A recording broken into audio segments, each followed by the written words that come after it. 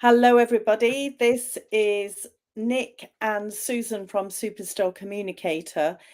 We obviously work remotely. We are not in the same studios. And I know from my perspective, I work with my suppliers, of course, Nick's one of them, remotely. So we are not together all the time. And Nick, you work for other companies as well. What is your perspective on that? Yeah, it's very useful to be able to essentially work remote with people. I work with an Irish podcaster who sends me their stuff, and I'm able to instantly receive it and edit it, and then send it on. And it's convenient in that way, but also there's a kind of I've never met them in real life before, so there's that kind of different dynamic you get than with a boss that might um, work in the same building as you. So, one of the challenges in 2024, and it was there in 2023 as well, was that business leaders were definitely wanting to have more people back in the office, at least for 2 or 3 days. But particularly your age group are very keen to work remotely or have more flexibility in your work patterns. What are your thoughts about that? Yeah, I think the kind of commute problem that a lot of jobs have, being that a significant amount of time out of their day is taken from commuting from their home to the office, and there are solutions for that, such as getting renting a place or buying a place in closer to the work, but that can be incredibly expensive. And instead, you can opt out to get a job that's remote, and that kind of makes it less difficult to um, less stressful because you're not having to travel. But there's also cases where I read an article about this man in America moved to Georgia in Eastern Europe, where the prices are incredibly low, and he was able to work completely remotely. Although in Georgia they don't speak a lot of English, so you'd have to learn their language.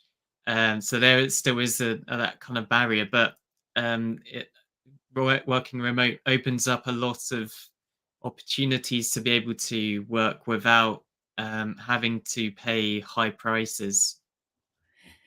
But there is the problem, and for leaders, this is a challenge, really. How do you monitor what people are doing at work? Are they actually doing their work, or are they watching films on Netflix? How can you check that people are doing the work? Yeah, it's quite difficult. I can't really think of a solution other than setting up remote or giving company laptops to the employees, and in that way you can access software remotely, but at the same time you can also have a separate device to watch that kind of thing. And in a way, working from home can be more distracting because there's less. You might be working in your bedroom or something like that. It's not as good in terms of being able to focus on work. But do you think working in an office where there are other people around you, you can be distracted by a conversation? It's the final of the traitors today. There being massive conversations about who's going to win the money, which remotely you wouldn't have. Yeah, in a way, that's sort of up to managers, I guess. That's sort of managerial problem in itself. I would say personally, I work remotely, and I would say that there is a benefit to going to an office, and having those kind of loose relationships with other co-workers, because it's sort of a mutual interest and that kind of thing. So I'd say there's plus sides and positives and negatives to working at home versus in the office. With regards working remotely, uh, it can be quite isolating at times. What sort of tips do you have for making sure that you don't feel isolated? Yeah, it's quite difficult, especially if you live in an isolated place and you're working isolated. There's not much reason to go out. I would say the best way is to simply move. Well, I say simply, but move to a lively place if you're able to. But also have plenty of friends online that you can meet, and keep an active lifestyle so that you're not always working and staying at home. So Now, what about though, if you're in an office and you've got a question, you pop round to that person's desk or their office within the organization, and that's how we all learn from each other, or perhaps having the opportunity to discuss a particular challenge. How does that work remotely? yeah, one of my friends is a programmer he lives in Scotland, but I think the company he works for is either based in Czech Republic, or Oh, that right. they have strong leads in Czech Republic, and he essentially works completely online. So in that way, you can, with the internet, it is easy to connect to people, and especially tech support. Tech is based around the internet and having servers. So I would say that really it is quite easy to find solutions to those kind of problems. And if you can't find them, part of depending on what job you're doing, part of that is based on experience, but also being able to call up co-workers and seeing what they think. And how would you reassure? I know that the type of work you do, you have managers, you have leaders who you report to. How do you reassure them that you're getting the work done? How are you communicating that? Yeah, it's quite an interesting one. For I do video editing, and that's is quite straightforward in that way, that you receive a video to edit on an online spreadsheet. You finish it and then post it. And I guess it's in terms of communication, it's quite simple to simply just communicate and give an ETA to when you'll post it. So I guess there's an experience part of that, of being able to know how long it takes you to do that kind of video. Do you think, because we discussed a little bit about how leaders could monitor work, do you think that they should think of jobs or work being a series of small tasks or small projects so that they can see when they are completed? Yeah, I think that that sort of goes.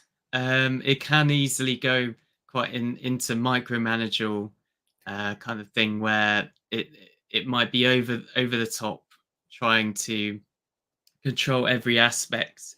I think there's a balance between having those steps, but also um, allowing your employees to do the work and trusting them to do the work. And I guess from a remote point of view, it's quite a bit more difficult to do that. But I guess remote working is relatively new as a thing, so there'll probably be a solution to that soon. Yes, I mean, I know that there are these spy software that can analyze how often you move your mouse and you're using the keyboard. Um, and yeah, I mean, that could be a solution. But personally, as a leader, I would feel very uncomfortable about micromanaging in that way. I just wonder whether it would be better perhaps every half day to routinely send an email to the manager or the leader saying, this is what I've done so far, or to have some sort of, I don't know, project management package, even something as simple as Slack, to let people know what you've done that morning or that afternoon. So you're justifying what you've done. And also, I think there could be a software similar to Microsoft's Teams, or if you're depending on what work you're doing. If you're doing accounting, it could be a special remote work Microsoft Excel spreadsheet, that kind of thing, that monitors and gives a kind of history of entries, something like that, that could be created in the future to do that kind of work. But I guess, yeah, it's very difficult to keep tabs on what people do. So what would your 3 top tips be as a remote worker to somebody like me, leader? You know, obviously we work together, but if I were your boss, what 3 top tips would you say to make sure you reassure me that you're getting the work done? Yeah, communication is key, I think. So, say if you sent a client something, the client should make sure that you're aware that they've received it and are beginning on it. So, there are online software that kind of do this remote um, work kind of thing. So that I use Asana and also Monday.com. Yeah. And so that's the first thing. The second thing would So be, just 1 second, for those people who might know what Asana or Monday.com are, could you explain what they are?